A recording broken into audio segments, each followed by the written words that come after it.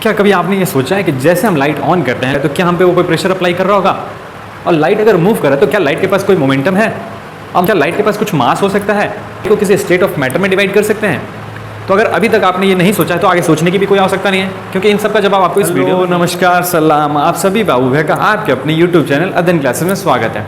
तो जैसा जो लोग अभी तक हमसे जुड़े हुए हैं तो वो सब ये सवालों का जवाब जरूर चाहते होंगे जो हम लोगों ने स्टार्टिंग में डिस्कस किया है। तो बिना किसी देरी के फिर से एक बार सवाल और एक बार आंसर देखा जाए। तो सबसे पहला क्वेश्चन क्या है, क्या लाइट के पास कोई मास हो सकता है? तो इसका जवाब है नहीं, लाइट के पास कोई मास नहीं होता है। दूसरा सवाल, क्या लाइट के पास कोई मोमेंटम हो सकता है? तो मोमेंटम का formula product of mass into velocity. तो जब मास नहीं है लाइट के पास तो मोमेंटम भी नहीं होना चाहिए, तो इट हैज़ नो मोमेंटम। यही हुआ ना लॉजिकली। लेकिन यहाँ पे एक सरप्राइज, क्या कि लाइट के पास मोमेंटम होता है। लाइट के पास मोमेंटम होता है, जी हाँ, लाइट के पास मोमेंटम होता है। तो जब मास नहीं है तो मोमेंटम कैसे है? थोड़ा सा बिट कंफ्यूजिंग हो गया ये। तो अब यहाँ पे हम समझेंगे मास के बारे में कुछ इंटरेस्टिंग चीज़ें। तो जो मास होता है उसको दो कैटेगरी में बांटा जाता है, एक होता है रेस्ट मास, एक होता है रिलेटिविस्टिक मास। तो जब कभी भी किसी भी बॉडी के बारे में हम बात करते हैं मास, जब हम लोग कहते हैं मास तो हम लोग बात करते हैं उसके रेस्ट मास के बारे में।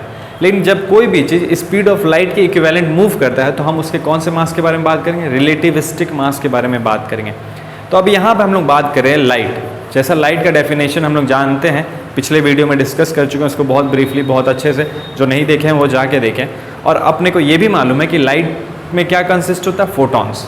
तो जब कभी भी हम लाइट के मास के बारे में बात करते हैं तो हम लोग फोटॉन के मास के बारे में बात करें तो जो फोटॉन होता है वो मासलेस पार्टिकल्स होता है। फोटॉन के पास कोई मास नहीं है। फिर से यहाँ पे हम मासलेस पार्टिकल कह रहे हैं या कोई मास नहीं ये कह रहे हैं, इसका मतलब क्या है कि उसका रेस्ट मास कुछ भी नहीं है। मतलब जब वो चीज़ रेस्ट में होगा तो उसके पास इट हैज़ नो मास। लेकिन जब वही स्पीड ऑफ लाइट के इक्विवेलेंट मूव करेगा तो उसके पास कौन सा मास आ जाता है? रिलेटिविस्टिक मास आता है।